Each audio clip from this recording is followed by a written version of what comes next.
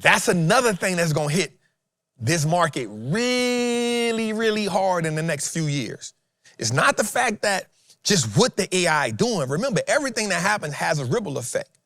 Now, what I will say on the backside of that is technology has always changed the world. Trump calls for the Fed to hold a special meeting to cut rates right now. Now you begging Jerome. We back to Jerome. You know Jerome ain't doing nothing for you, bro. It's March. Jerome got 60 days. He like, bro, I'm not giving you nothing. You just try to put charges on me, bro. I'm not doing nothing for you, man. Let's go a little further. Jerome, too late. Powell, I call him too late because he's always too late with interest. Should cut interest rates. He should cut them right now. They should have a special meeting. What's a better time to cut interest rates than now? A third grade student would know that.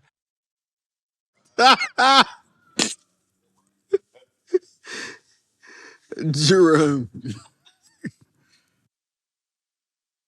He said a third grade student. Yeah, that picture's wild, bro. Put that up for them so they can see. That is wild. Say, bro, how can you insult somebody and expect them to do something for you, bro? That's Trump math. Bro, like, That's Trump math. you insult me every time you get a chance. You even try to file charges and put me in prison, bro. You think I'm gonna cut some rates for some stuff you started? Hold that, bro. Hold that. Hold it. I'm talking about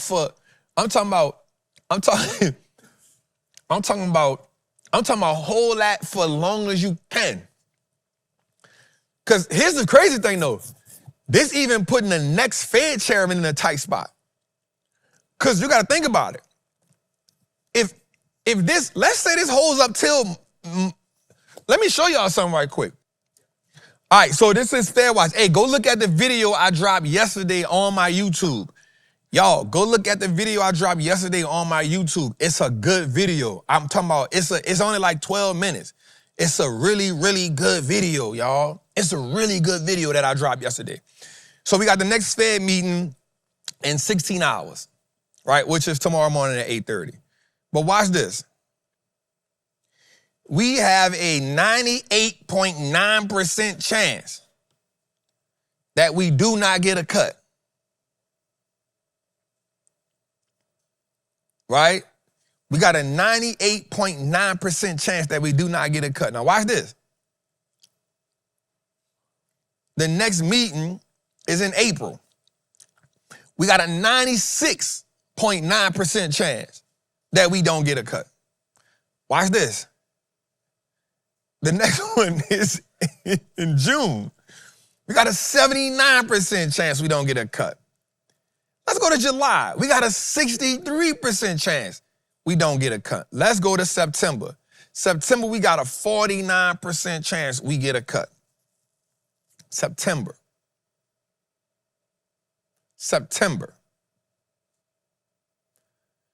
You got a chance in December, and you got a 49% chance in October. So now they got one rate cut on the table that is not expected to come until September. It moved from June to September. Mind you, we in March. The next Fed coming in late May, early June. So that's saying bruh might have the economy so jacked up that even the next Fed can't cut rates. And you know he gonna put pressure on that man to cut rates. You know he gonna say, I should have never elected him. I should have went with such and such, such and such. Same thing he did. You know, he put Jerome in office. And then got mad at Joe Biden for not firing the man. How I can fire the man you put him in office? So now here's the thing now I will say this is the thing that the market's gonna piss me off with tomorrow. Y'all know a rate cut not gonna happen. So why once the people tell y'all we ain't getting a rate cut, y'all gonna sell off? So like, okay, Trap, the girl to love said, can you explain why he's begging for a rate cut? Okay, so what rate cuts is they make things cheaper. So think about this. If let's say, so inflation means prices are going up. That means the rate at which money is being borrowed and lent is up. So what a rate cut does is it cuts that price down. So let's say something is at, I don't know, inflation probably right now I think is at 4% or 3.8% or something like that, somewhere up in that area, 4.2 or 3.8, I don't know off the top of my head. So if they cut rates, now the rate at which it costs for the bank to loan money to people goes down. So now money gets cheaper to be borrowed and lend. So now the rate at which you got to pay the money back is cheaper, which means if you get a rate cut, now your house is cheaper. Now your car is cheaper. Now your credit card pay. So now the payments on loans are cheaper. That's why rate cuts are important. This is why you had a serious bull market from 2008, 9, 10 till the pandemic, because money was dirt cheap, right? And when money is cheap, people can do what? Flood the market with money, because now you can grow. Because even, that's why we as people need to learn what it's like to borrow money, right? The reason why companies can grow is because they go borrow money that's cheap. So there's cycles when you're supposed to buy money. I'm sorry, let me say this again. Well, it's gonna be good. So, mark this. So there are cycles, there are moments in the economy when you're actually supposed to borrow money. So when people say, borrow money, get good debt, get bad debt. Well, that is true, but there are moments in the economy and in the market cycle where you're supposed to really borrow money. And the moment you are really supposed to borrow money is not when money is at an all-time high. You want to borrow money when money is cheap. Why? Because it's easier to pay back. This is why the issue with Japan was so amazing with people. Why? Because you were paying 0% to get that money. And so you borrow as much as you can, and once you make the profits, the arbitrage was pennies on the dollar, and so you were good. Well, this is how companies grow in America at a rapid pace. During that bull market from 2010 to the pandemic, money was cheap. And so even some of your big companies right now, what they was doing, like, yo, we sitting on $100 billion in cash. We sitting on $75 billion in cash. But guess what they was doing? Instead of me spending my cash, I'm about to go get $100 million or $100 billion to go build this plant or to go do this research and development, and the interest rates on it is zero, whatever. And guess what? Once I build this out, the profits gonna pay for the loan. And so it's really great to loan money. So this is why Trump is saying, cut rates, cut rates, cut rates. See, and I'm not saying he's brilliant, he's thinking like a 1% person thinks. And how do they think? I need money to be cheap so I can loan and get all the loans I need, so all my people can get all the loans they need. This is why I need you to cut this. It's not because he want us to get it, and it's not because he want the market to run, but the market running is a byproduct of cheap money. Why? Because when America, and I'm talking about the big dogs, I'm talking about the Chevron, the Exxons, I'm talking about the Nvidias, I'm talking about all of these big companies. Guess what they do? You know what? Now you're gonna see small caps run up. Why? Because small cap companies get to run up when money is cheap. Why? Because they don't have a lot of money anyway, but they can borrow, and then they can become profitable before money gets expensive again. So when money get expensive, it's not the time to be using other people's money when money is expensive, because it costs too much. But when the rate gets really low at 1% and 0.9%, this is when you loan all the money. This is when you go get out all the loans you can get real estate, get this, get that. And once it start producing money, you done locked in this dirt cheap loan already at this dirt cheap interest rate already. And you like, bro, so what if they spike? I'm locked in right here. So now you gotta have a different kind of talk. When you go borrow the money, you gotta make sure that you are locked in at that rate. This is a different kind of conversation they're gonna have. Here's what I did when I bought the building. when I first got the price on the building for the loan, it was at a certain rate. But before I signed the paper, we had a rate cut. We had a 0.25% rate cut. I had went back to the man and said, hey, I need you to change the rate on that by 0.25%. He looked at me. I said, yeah, they just cut rates. He looked at me and said, you smart. You damn right I am. Give me that 0.25%. Here's why. That 0.25% might don't look like a lot, but when you talking millions, it's a lot. If the bank got 100 people paying a 0.25% more, that's a lick. You feel me? And so that's why it's so important for you, one, to fix your credit and get it right so you can get them cheaper rates. But two, when the rates get really, really low, that's why the financial crisis was also bad. That's why a lot of people lost real estate too.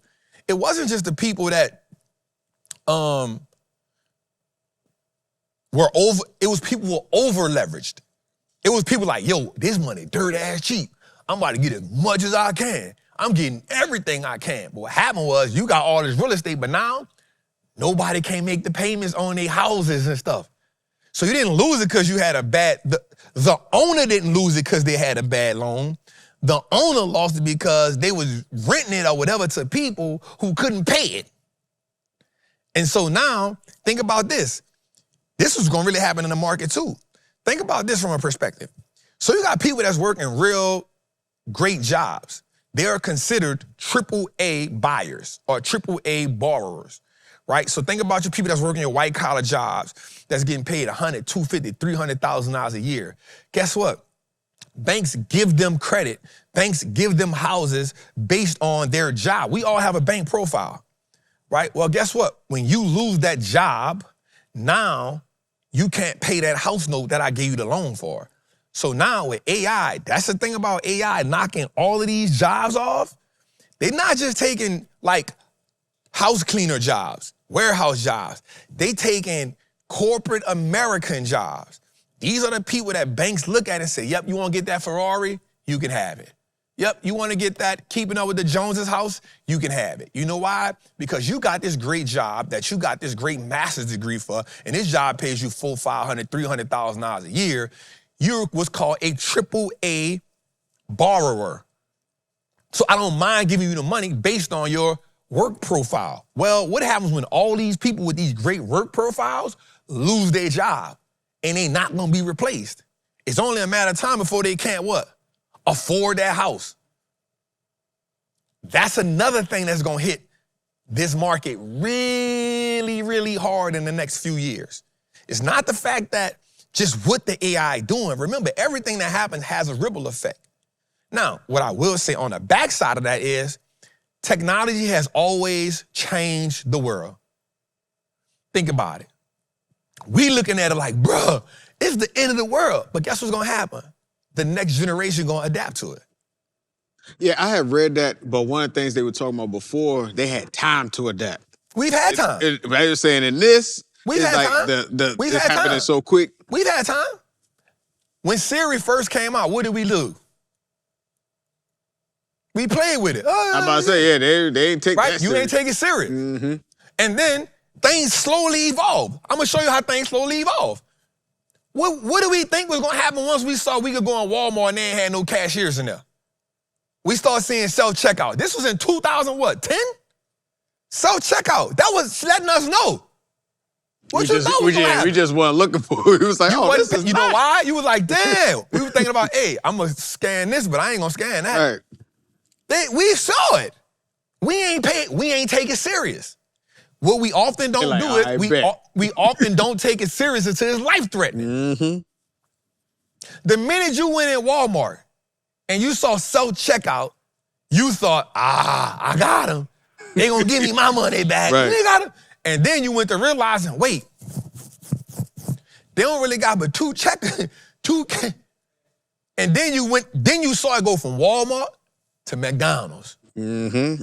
And then the grocery store. Then then it's what you thought was gonna happen. Mm-hmm. You thought they were playing? Then you go into the hospital, it's like, hey, just check in and do this right here. They been telling us what's coming, bro. It ain't happened all of a sudden. This been happening for a minute. What happened now is they full throttle. You have somebody like Nvidia that say, oh, see, somebody always come speed the game up. So you had Nvidia come say, hey, we ain't even worrying about gaming no more. I don't found Sean, we ain't worrying about Nintendos and PlayStations no more. We about to turn it up a notch. And now it's gone. It's gone. That what that was. This ain't happened all of a sudden, bro. We've been looking at that happen. We've been watching that happen. Hey, Siri, can you, oh man. Once Siri started being able to tell us, hey, why you talking to me like that? We should have knew something was up.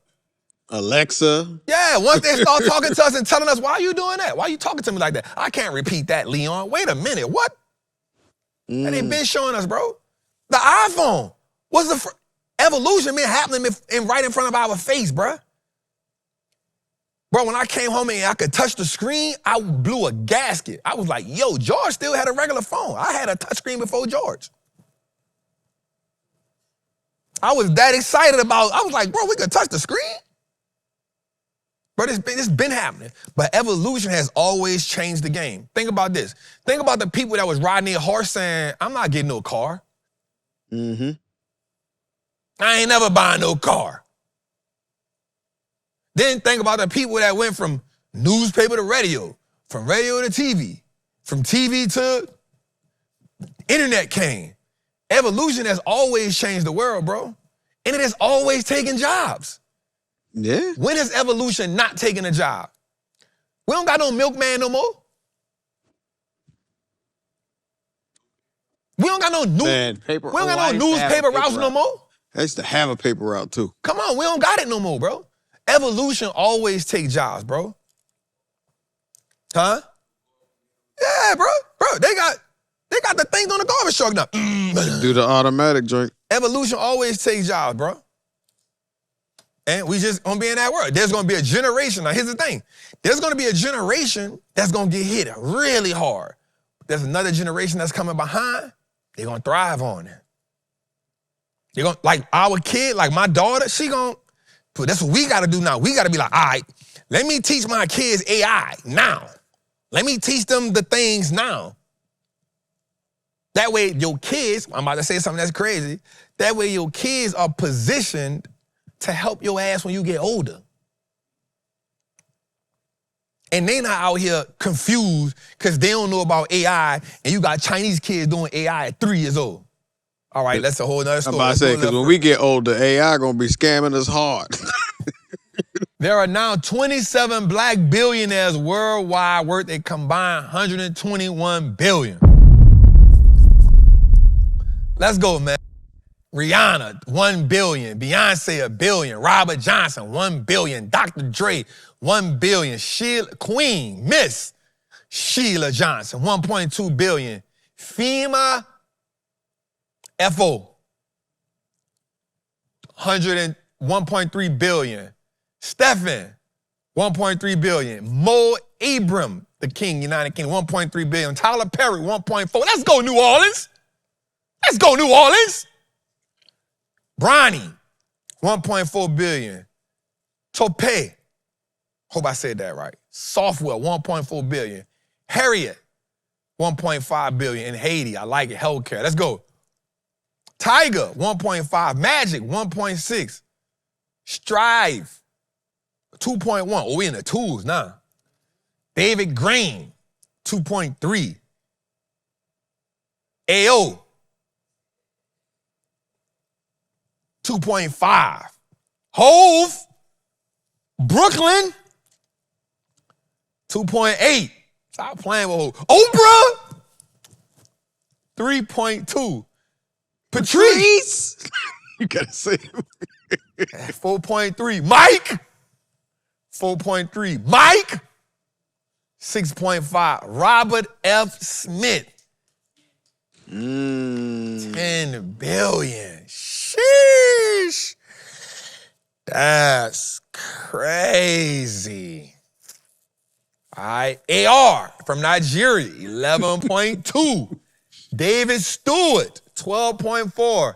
Alex Karp, shout out to Katie and her baby daddy, 13.4. Did we ever do a DNA test on my dog?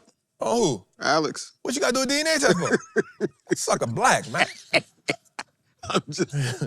You know he black. Man, I wear number white t-shirts, man. They ride somebody's hood, man. A KO, 28.5. Them Nigerians get money. He sit like he about to, yeah, you right, cuz. I ain't gonna lie to you, cuz. He sit down like he got about $28 billion. I'm just saying though, bro, like, how you get there? Say, bro, I'm gonna tell you something, bro. Can I tell him something right quick? So I sat down with I'm gonna say something. So I sat down with a COO of a 9-figure company. And he told me something, man, he shook my spirit. And he had me rethinking everything I got going on. And he said, Trap, let me tell you something. He said, you sitting on $100 million business. Between this building, the impact you have. He said, but your blueprint is not $100 million blueprint. I said, what? He said, your blueprint is not $100 million blueprint. He said, the blueprint you have is going to be very impactful, you know, between the free events and the paid events, the community, the stuff you want to do. He said, but that's not a $100 million model. That's an impact-driven, and it's a revenue model. In order to have a $100 million model, you got to think outside the box. And I said, what? I said, man, I bought a building. He said, that's the hard part. I said, all right. He said, so, and I sat down with him for a while. And he said, show me your business model. Write everything I want. He said, just tell me everything you want to do with this building. Tell me everything. Don't leave out nothing. Tell me the ideas, what you think you can do, what you're going to do, what's on the back burner. Just write it out for me. So I'm writing it out for him. I'm like, yeah, I'm writing it out for him, y'all. He said, none of that'll get you to $100 million.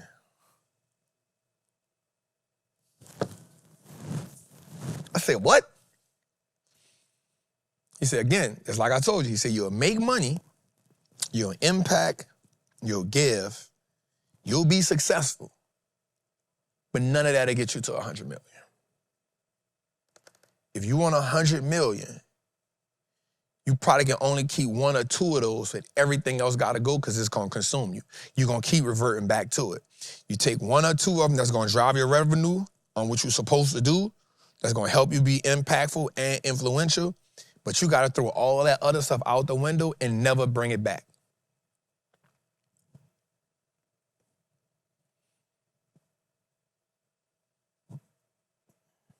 And when he said that to me, bro, it depleted me and inspired me at the same time.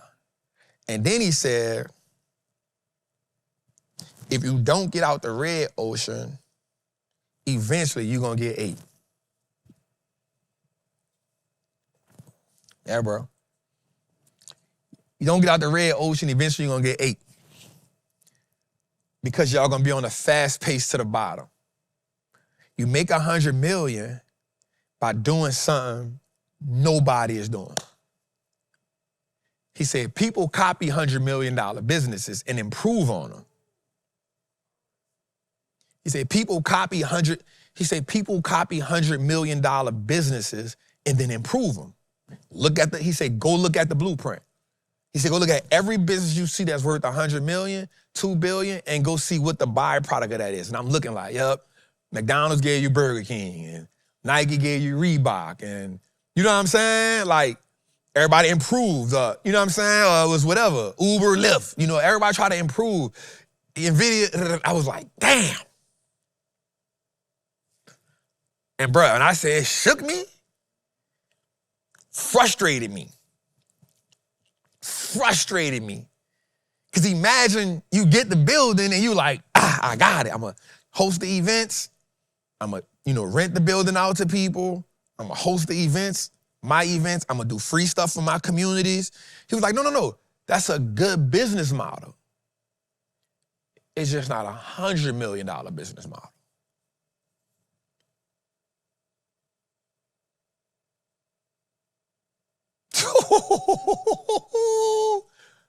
I'm talking, almost gave me a migraine headache.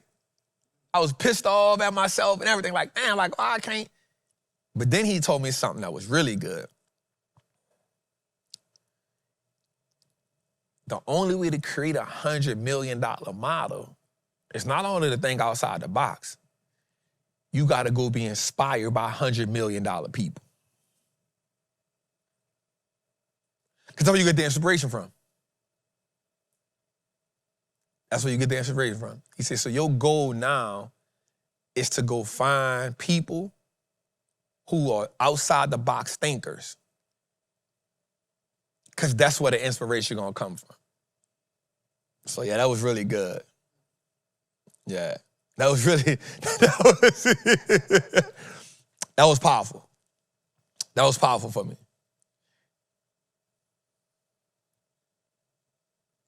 Great show, but some MOD or bot program keep my message in the chat. Nothing bad. That don't have nothing. That ain't me, family. I don't know what's going on. I'm about to say, you in here. He already giving gifts and everything. Yeah, we see you, family. Looking for Will you. Wallace, we see you. I don't know what. Yeah, I don't know what's deleting you, family. You good. Yeah. Yeah, that was powerful for to hear that, though, bro. It's powerful for to hear that. So just know that somebody said you got to franchise the Wall Street. Look, that ain't the $100 million model either. I said that. He shot a hole in that joke. He was like, I saw something. He was like, get that little mother. Let's go. But I want y'all to see this though. These are people. We've seen Rihanna and Jay. We've seen them come up, y'all. We've seen Mike and Brian. We've seen them build it. And so here's what I want us to look at when we look at this.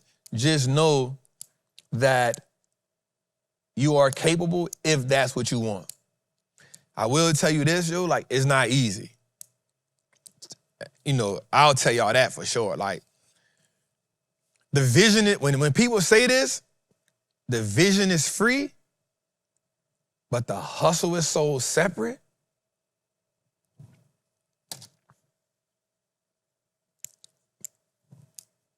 The vision is free, but the hustle is so separate. Nvidia could generate, I think it's $1 trillion in revenue by 2027. Let's go. At this time, I said that where I stood at that moment in time, we saw about $500 billion. We saw $500 billion of very high confidence demand and purchase orders for Blackwell and Rubin through 2026. I said that last year.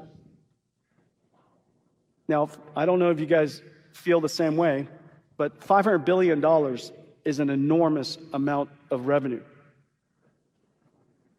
Not one impressed.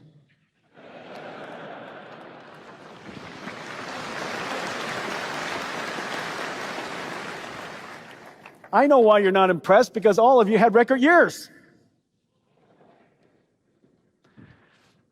Well, I'm here to tell you that right now where I stand, a few short months after GTC DC, 1 year after last GTC, right here where I stand, I see through 2027 at least $1 trillion.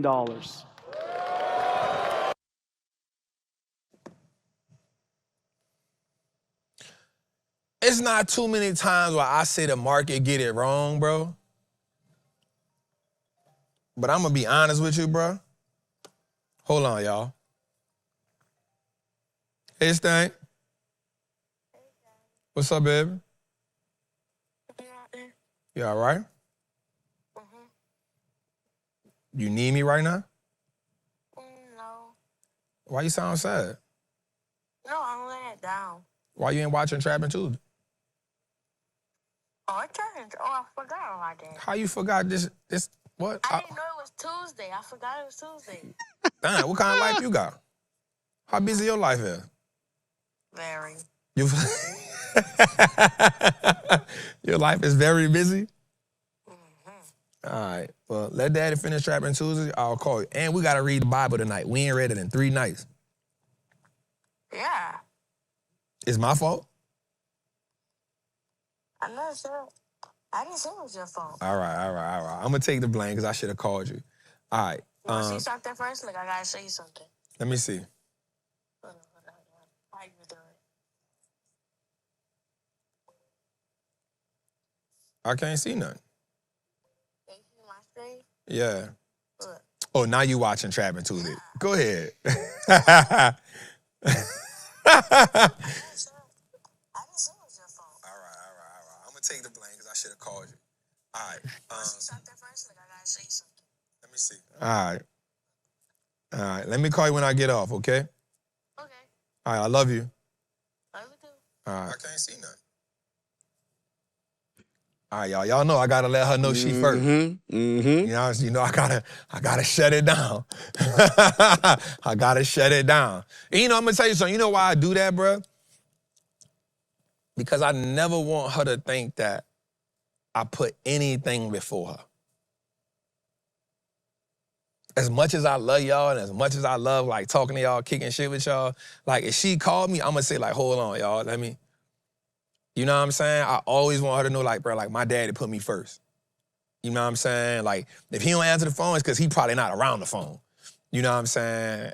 I'm gonna be honest with you. I could be in a business meeting. I don't care what it is. I'm gonna be like, hey, what's up, Stank? Hey, let me handle this. First thing is, do you need me? Are you okay? If she be like, yeah, because if she crying, I'm putting the business meeting on hold. If the first my question, you all right? You good? Yeah, I'm good, daddy.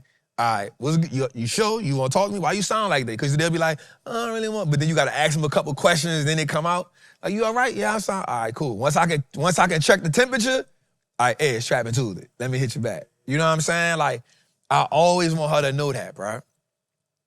I always want her, and like, her spot, and this may be a hard thing to swallow, but her spot in my life will never change. For so many different reasons. You know what I'm saying? Like, her spot in my life, and I pray to God that he bless me with some more kids, but like, her spot in my life is cemented as, like, that's my world. It's God and then my daughter. You know what I'm saying? And that's important for me, for her to know that. You know what I'm saying? Now, we were talking about ginseng wine, right? And I didn't think you was going back. No. I gotta go back. We were talking to the people. I gotta go back to it. You know what I'm saying? I gotta go back to it. There's only a few times where I can say that the market got something wrong. I'm not gonna lie. I think the market has really been getting Nvidia wrong since last year, bro. Real talk, bro. Like, the reason why, there's no way you can tell me that this company can generate this much money and then keep proving to us that it could generate this much money. And then every time you set an expectation on it, it blow it out the water. Not just earnings, not just revenue, but backlog, forward guidance, share buybacks. There's no way a company like this could be running, doing these type of numbers, just real talk, these type of numbers, but then nothing against MU. How is MU outperforming Nvidia? How is any company on the market outperforming a company that just keep blowing shit out the water, bro? I will always say the market don't never get it wrong. And I'm not just saying this because I've lost money on it before, because I done lost on trades before, I ain't tripping. But bro, like, I think the market getting this one big time wrong, dog. Big time wrong, dog. Big time wrong, dog. Because the man just said by 2027, $1 trillion, bro. The man, like, think about that. He just hit him for $500 billion, and it was like, huh? Yeah, knocked it out the park. He just made, listen to this, Jose. Bro just made $60 billion in 1 quarter for the last earnings. How much did you make? Oh, we did $60 billion. Bro, they got companies that do $60 billion in a year. And here's the crazy part. Dude did $60 billion in a quarter and then said whatever your earnings estimate was, I raise it by another 6 to 8%. Bro, what? What? Oh, the black thing that y'all thought wasn't good? Oh yeah, we sold like 20 billion of them. What? Bro, every number they give this dude, he blow it out the water, bro. Like, I'm not gonna lie. Like, I ain't gonna lie, bro. I ain't gonna lie. It ain't too, we don't see companies like this come around once in a lifetime, bro. I'm not gonna lie. And if you telling me Krispy Kreme donut,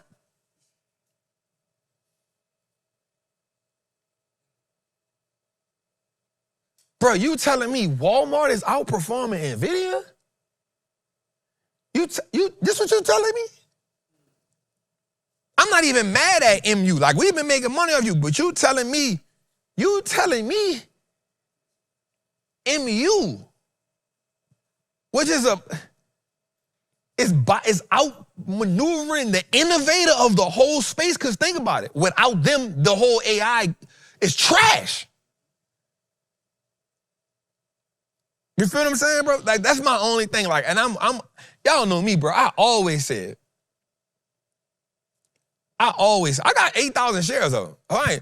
I always say, like, yo, the market is never wrong. I always say that. This is the one time you'll hear me say, bro, they getting this one really wrong. They getting this one really, really, really, really wrong. Yes, yeah, you're right, bro. The stock is not reflecting the quality of the company, bro. 100%, bro. Like, bro, I'm telling you, Krispy Kreme, no, KT Tactical. Last week, Krispy Kreme donuts surged 20%. I'm like, ain't no way up off of missed earnings and missed revenue. Why are you surging? And we can just go down the list, bro, of companies that is not as impactful, bro. And I'm gonna be real with you, bro. Like, again, I'm not a person to say that the market is getting it wrong. This Nvidia should easily be $300, bro. I'm talking about it should be $300, like on a conservative side. Think about this, bro. They have not missed the earnings, and especially the last 2 earnings, they've exceeded expectations, bro. Listen to me, Jose. I just need you to understand this. $60 billion in 90 days, bro. And then said, yo, we gonna increase the next quarter's guidance by. Then he just come up here and said, oh yeah, we're gonna do $1 trillion by 20. And here's the thing, bro, don't be lying. He's like, oh, y'all think we playing? Look at the backlog demand right here. We ain't going nowhere. So I get